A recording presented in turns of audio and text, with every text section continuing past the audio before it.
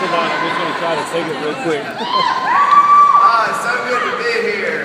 Thank you guys so much for what you do, and it's been such a pleasure coming over and seeing so many troops, and just want you to know we love you, appreciate you, and it's been an honor to come over here and share some time with you.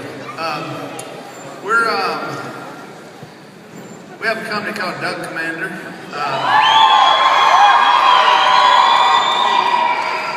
My father started this company 40 years ago. We got any Phil fans here?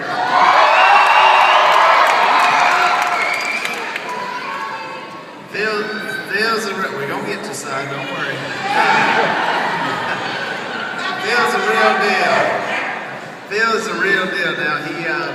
Now they grew up really poor, and the way for him to get out and really improve, his life and where he came from was really through his arm. He was a quarterback.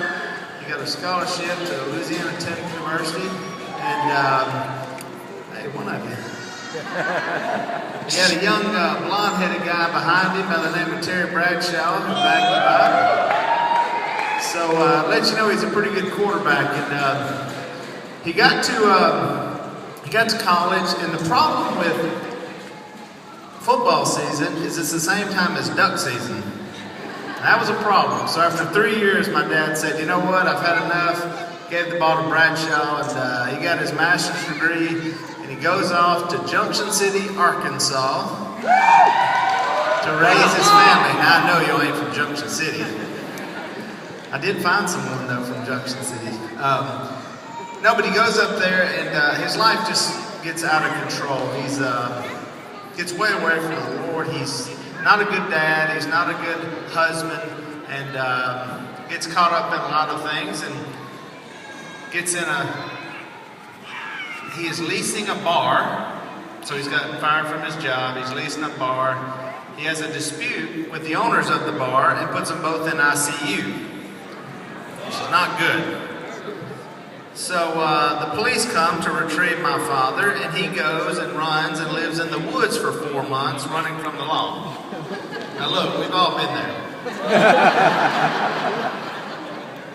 You know when the helicopter's going over the woods and they're looking for a suspect? That was our dad. So he ends up, his buddies go in there and get him out of there. He's he's got a high fever, and my mother has went to West Monroe, Louisiana, taking the 3 boys there, and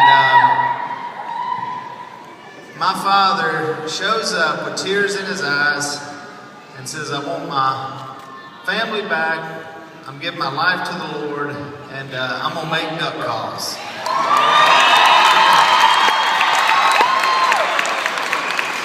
We're all glad he made that decision. Not only did he impact our family, but now the decision he made by keeping his family together, is now impacting people all over the world through Dynasty and what he's done. So we're glad he made that move, right? I'm really glad he made that move because I got to be born, so that was awesome. I'll tell you, one of my favorite dad stories is we were duck hunting in Oregon. Yeah! Okay. And so we were staying at this little hotel. It was not the nicest place in the world. There's a lot of hunters come through there. And so we got all our gear out, got our guns out, and we're going to hunt the next morning. And so I'm kind of sleeping in the middle of the hotel. Dad is right next to the front door. So at about 2 in the morning, Dad is a very light sleeper, and he hears some rattling on the door. So my dad, at all times, sleeps with his shotgun or an AR-15 right next to his bed. So he's got a shotgun there, and he hears that rattling, and this guy walks in the room. My dad gets up in his tighty-whities with his shotgun, and he's just sitting there right next to the door. The guy walks in, he doesn't see him. He walks by and he looks over, and Dad's just got that shotgun just zeroed in on him. And the guy slowly starts backing up, and Dad just starts getting up, walking toward him, and the guy's like, wrong room. Just keeps backing out. all the way through the parking lot. He just keeps backing out. So, yeah, don't ever come in our hotel room. Oh, no. We got any Miss K fans? Mom really does, she really does cook that much, and it's been fun watching her, you know, become a celebrity and travel all over. She's got a cookbook out now that she's proud of, and you know, we were on this, we recently were speaking, and she and I were speaking together, and so Mom was going to go before me, and so I looked down, she doesn't have any notes, and I said, Mom, are you prepared? Are you ready to roll? And she said, I'm just going to talk from the heart. I said, oh boy. And so she gets up there and she's doing a great job. She's talking about her story, really keeping this family together, and all these boys, and dealing with my father, and she starts talking about me, and I'm on the stage, and she says, you know, Willie won't tell you, but he, you know, he was such a sweet kid and loved all these kids, and he didn't matter whether you were rich, it didn't matter whether you were popular, and he invited all these boys down to the house, and he loved those boys more than just friends. I always knew there was something weird about you, Willie. I thought, did she just say what I think she said? And so the speech was over, and I said, Mom, you did fantastic. It certainly was from the heart, and the part about loving boys more than just friends when I was a child, can we change that a little bit? She said, well, you know what I meant. I said, I know, Mom, but it was on Twitter within 5 minutes. That's the quote of the night. Mom's great. I came into the business a little bit differently. I was pretty good at selling stuff, and in 5th grade, a guy brings my father a box of Hubba Bubba bubble gum. And now I could have just chewed this gum in 2 days, but I thought, what if I sold this gum for 50 cents a piece? I got no money in it, got no overhead, all I got to do is go sell it. So I took it to school, and let me tell you something, business was booming.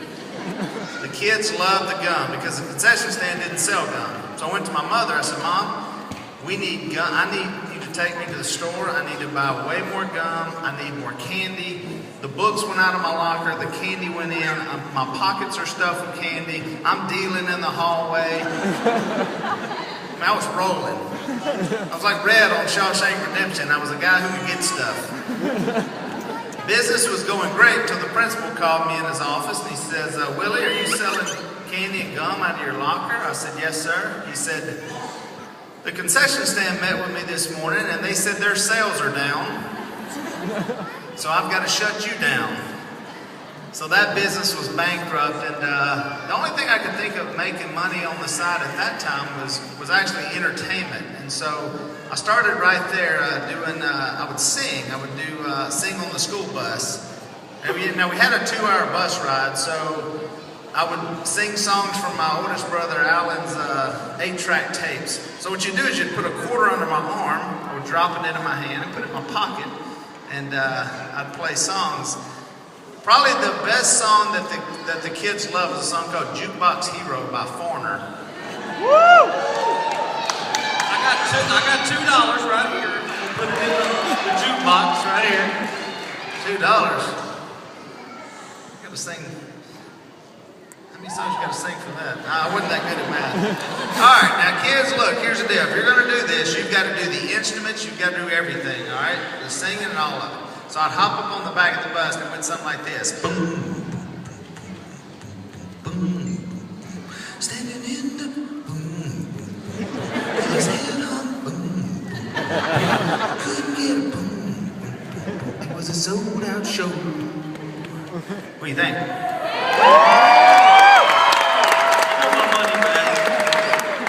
That was about a nickel's worth. And yeah, so that was a way, you know, just trying to be enterprising and make some money. And I would have my chance later in the company to put those skills to work. Is there any fans of my brother Jace? You sick people. Jace is all right. You know, people say, Willie, why are you the CEO? Why is it not Jace? You know, because Jace is older than me. He's been there longer. And I said, well, you know,